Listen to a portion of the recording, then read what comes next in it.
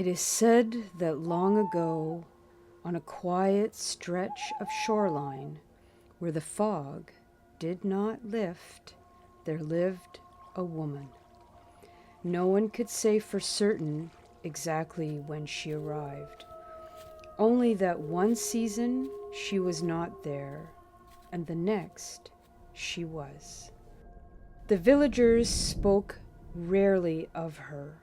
In the daylight they scoffed, and they called her strange, a loner, a keeper of odd hours. But in the evenings when the fog came in low and thick, their voices changed.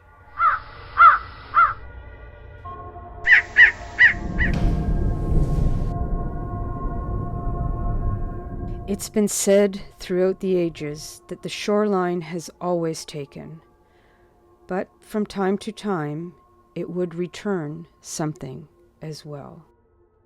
And it has been speculated that no road had carried her, for no one had ever seen her arrive. She worked at the edge of the village where the reeds bent towards the water, and the shoreline could not quite decide what belonged to the land and what belonged to the water. She worked by lantern light, not in daylight, but in lantern light, when things could not be named or explained.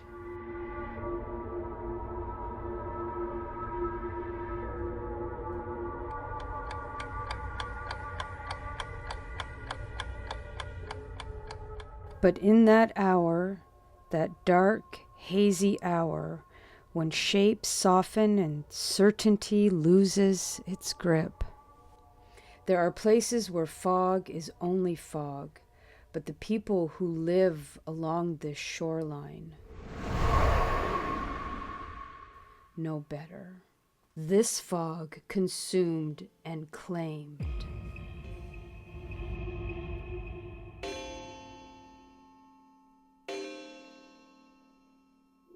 This fog swallowed distance.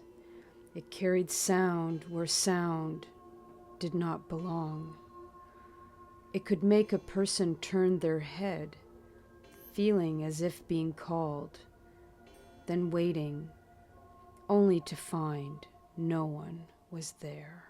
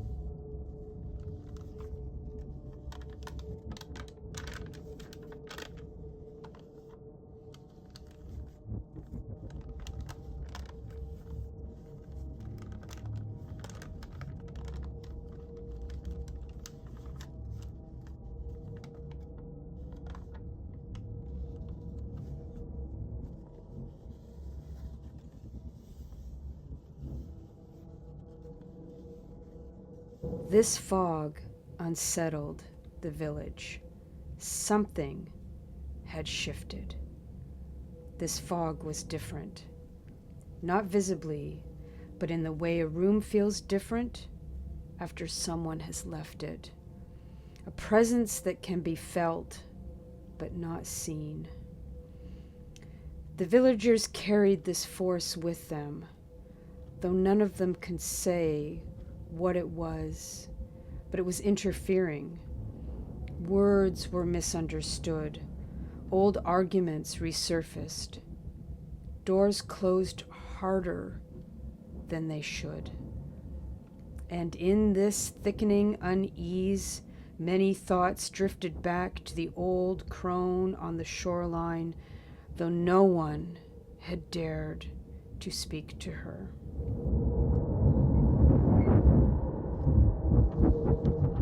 To invoke her presence, even simply in one's own mind, felt like opening up a box holding a curse, an omen, something that had escaped, been freed, but could not be put back. Energy lingered in the village that did not feel like it was entirely their own. It moved through them in ways both familiar and strange, rising without invitation, settling where it was not wanted.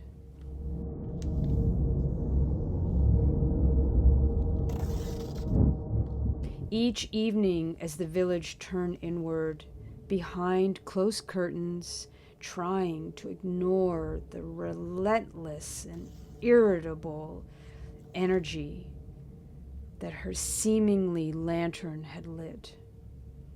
A steady, small light at the edge of a place where no one wished to examine too closely.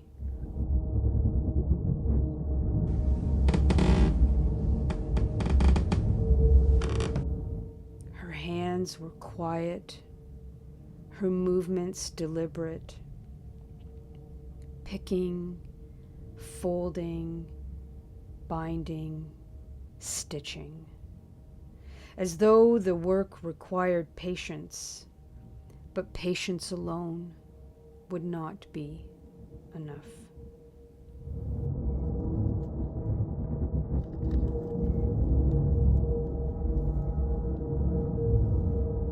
She gathered what the shoreline had on offer for her: weathered scraps, paper softened by time, lengths of thread and twine, bits of bark, tiny remnants, obscure treasures returned to the shoreline from its dark depths of the sea. Fragments others would not keep, objects that others would barely notice. But the old crone, she missed nothing. She treated each piece as though it mattered, as though it already had lived a life and was not yet finished. There were those who claimed they had seen her standing at the water's edge, speaking softly before working. She would stand with her arms open wide, speaking softly to the sea, not to anyone who could be seen, but to the sea. Perhaps she spoke to no one who was living, to only the shadows at the shoreline.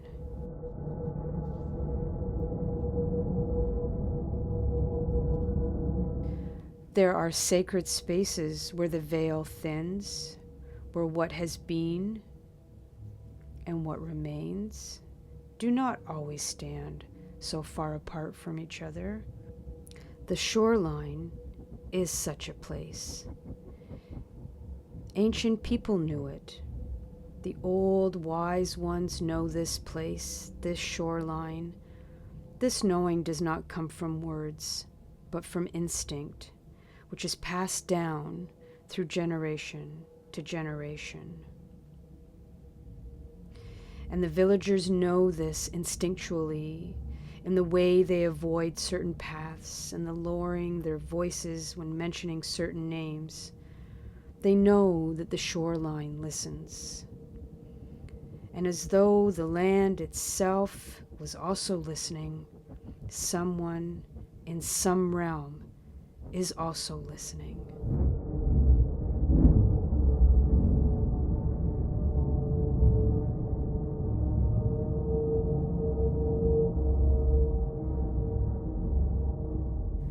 Some things are remembered in the bones, long after the mind has forgotten. And some memories no longer belong to the living.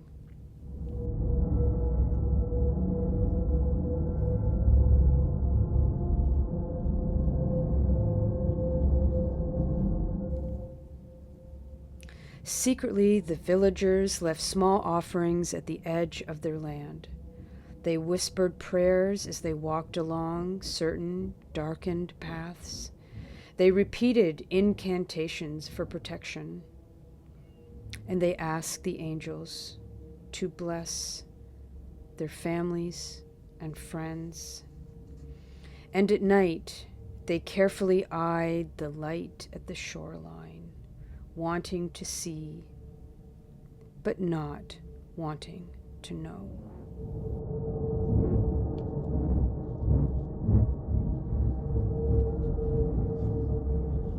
The waves and the winds whispered warnings, and they hurried off, leaving their misplaced curiosity behind closed doors. And still the old woman, she worked each night, as though this task had not begun with her, as though she had taken it up from hands that were no longer there.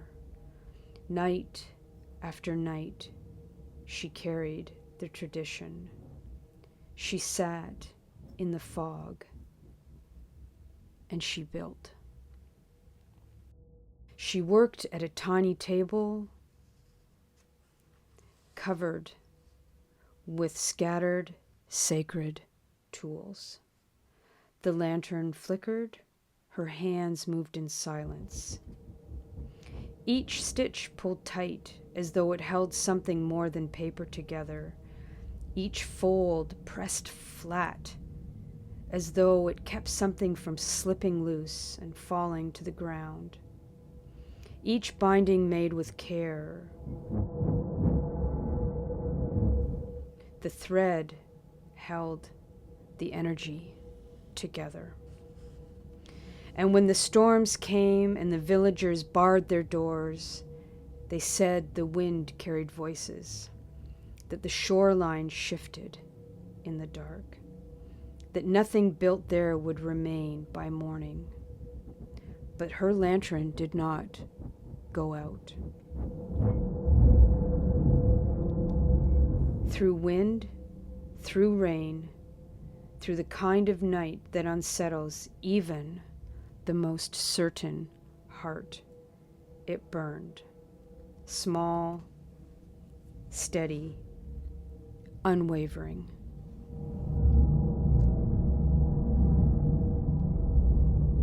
One dark night, a young man decided he would set out to confront the woman, and he would demand to know what she was making.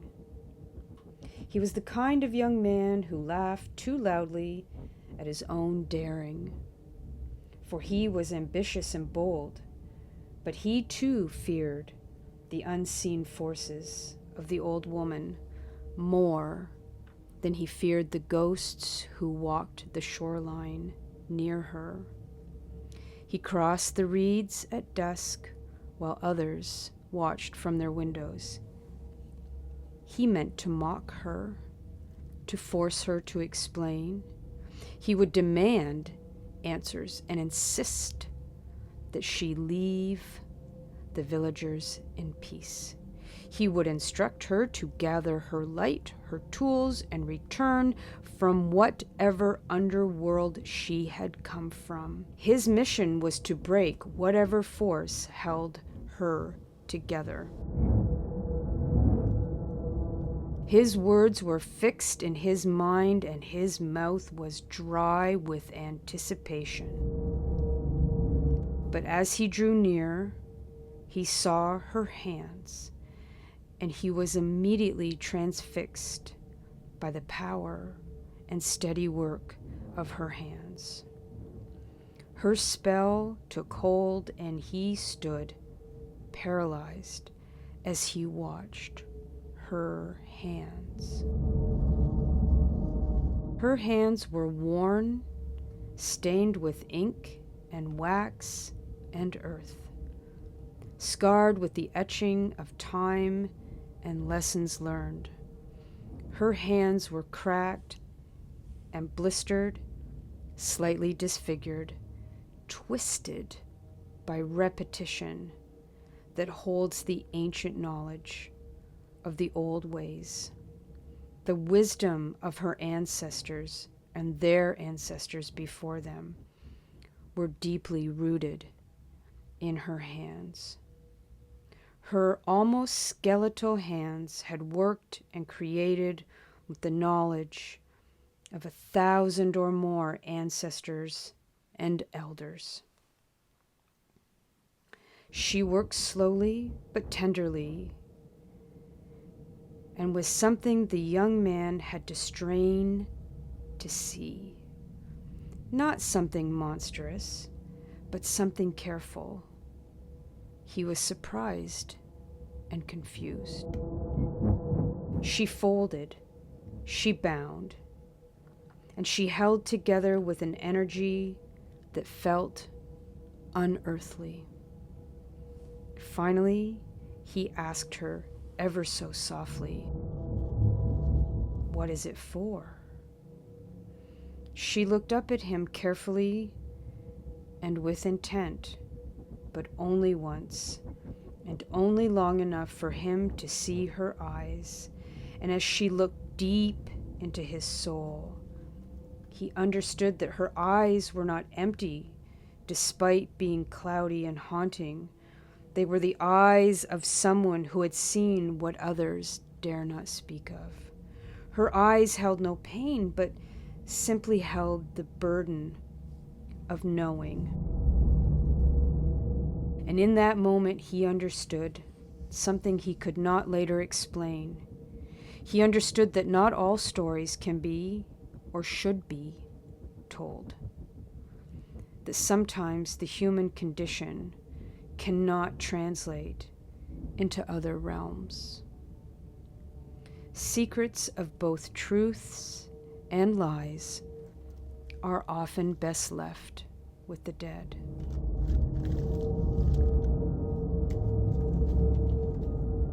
That some knowledge, both mundane and esoteric, does not belong. That there are places where the boundary thins, and what passes through is not meant to follow. That with the passing of time, some souls are left behind, and some placed amongst us to test us and to teach us. Sometimes the wisdom of the old souls are presented in ancient ways that we cannot yet understand. Soon she simply replied, "This keeps what would otherwise be scattered or forgotten." And with that, she was finished. Nothing more, nothing less. These few words that she had spoken to the young man were both a testament and a declaration. He returned to the village quieter than he had left, and though he told the story many times, he never told it the same way twice. He knew she could hear him as he repeated his encounter. No matter how far or close he was to the shoreline, he could feel her watching him from afar, with both warning and wisdom. And he walked heavy for the rest of his life, with both the warning and the wisdom from the old woman. As winter deepened, the fog did not lift. It settled heavier. Trees bent deeper. Snow gathered in the reeds, making them look like rows of thin, white, bony fingers. The villagers shut themselves in, they barred their doors, they muttered their prayers, and they listened to the gale-force winds beating at their homes. And yet, through every storm, without fail, They always saw it, out there on the shore, steady, her lit lantern. Until one morning, it was gone. A strange unease moved quickly through the village. Eventually, an old fisherman, the young man, and an old widow walked the distance to the shore. The others followed, slowly at a distance. And what they found there was not ruin, not exactly. The tools remained. The tiny table was overturned. But the little bottle of wax remained, the thread remained, the bark remained, the sewing tools remained. The lantern sat on the shore. And near the table, where the lantern had always stood, was the dark thing she had been making, small, bound with twine, and sealed with wax, the color of the deep blue sea. It laid beside the lantern, unburdened by the storm. No one touched it at first. The widow crossed herself, the young man stepped back, and the old fisherman simply shook his head. Finally, someone quietly, meekly said, "Open it." But no one moved. The spell, indeed, had been broken.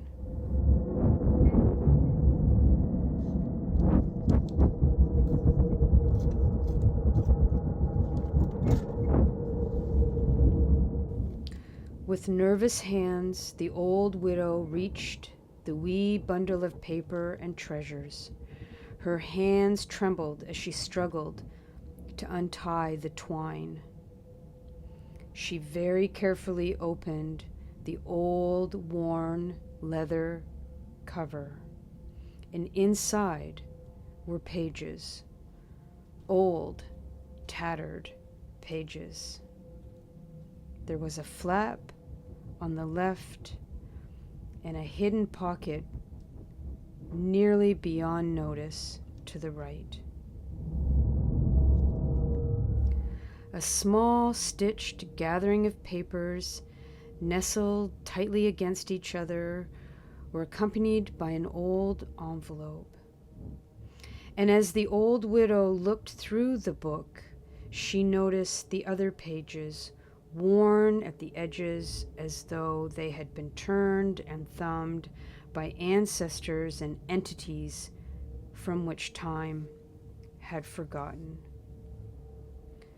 And tucked within these pages, more small folded pieces and scraps. The villagers expected curses, names of the dead, the guilty, dark secrets, sacred prayers, and for those with the greatest of imagination, perhaps a cryptic map to some mystical, mythological realm that existed beneath the reeds. They all expected something dark, something that was not meant for them. Instead, there were words, not many, only a few lines. Softly and with some trepidation, the widow began to read. Even in the mist, I am not lost. I tend to what is mine to build. I follow what calls me to build, to create, and to care for. I give life to what is left behind. I collect and give new life to what was wounded and old, to what has been broken, to what has been forgotten, to what has been discarded, and uncared for. But now I am guided by the shoreline. I am shown what needs to be gathered, to be bound, and to be brought back together.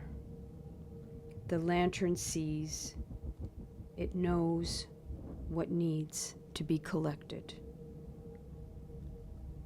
And as a hush came over the crowd,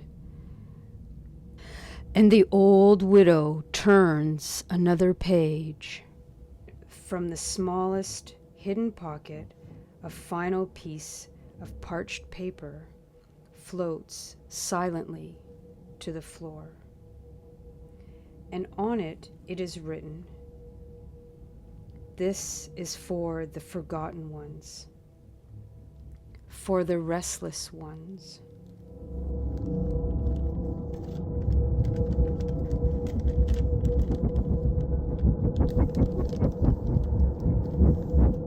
This is for the lost ones, the hidden ones, the ancient souls who thought they would never be seen or heard again. This was built to honor them, to calm them, to appease them, and to bring them home again. For what is not honored, what is left to fade, what has not been collected, will never be at rest. This is for them, so they may be bound together, finally, with love. There was a stunned silence that came over the villagers, and they stood together and said nothing, but listened to the waves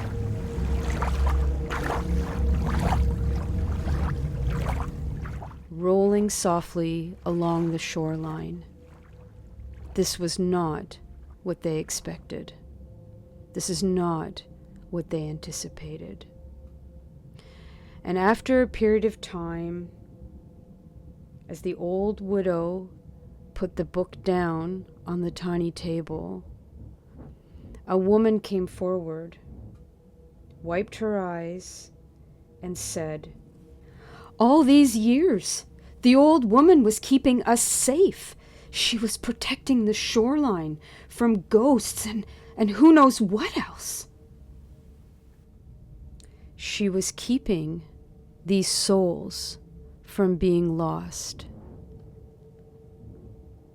She kept the shoreline from the haunted.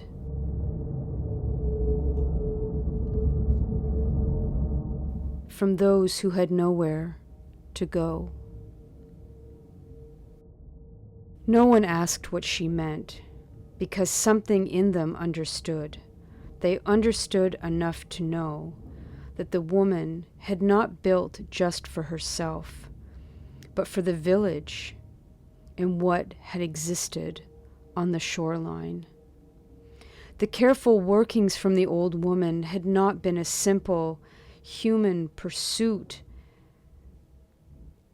It had not been the need of creation itself, but for the creation of a vessel to protect, to gather, to bind what would otherwise roam and manifest in unforeseen ways along that vast, misty shoreline. It contained the fog, the grief, and it kept the shoreline from opening too wide, where it was too painful, too haunted, and too tormented. The old woman built pages and signatures and pockets as a refuge, to bring the scattered together and to give shape to what had been lost, cursed, jinxed, or tormented. That perhaps the shoreline now had not been quiet by chance, that perhaps what wandered there had finally been contained. The haunted, the lost, had finally found what they most needed, which was sanctuary. That evening, before they left the shoreline, the villagers relit the lantern, and they set it where it had always been, on the tiny table. And they waited, and they waited. Nothing came, nothing moved, but the air was calm, untroubled, and without urgency or grief. The crows were quiet, the surf was soft, and it felt like the tides took a much slower pace to return to the shore. The electricity in the air was not burdened by the heavy sighs of 1,000 lost souls, but instead the air was calm with relief and rest. After that, in seasons when the fog returned and the world grew uncertain at the edges, a villager would come to the shoreline with paper, with thread, with small things to bind, not because they understood fully, but because some knowledge does not require understanding, only tending. And it is said that even now, on certain nights, when the mist comes in low and heavy, you may just see it. A lantern burning. And beside the lantern, a shape. Maybe woman, maybe not quite. But if you look carefully, you can discern the shape of her hands, binding for what is in search of a home, a place to belong to.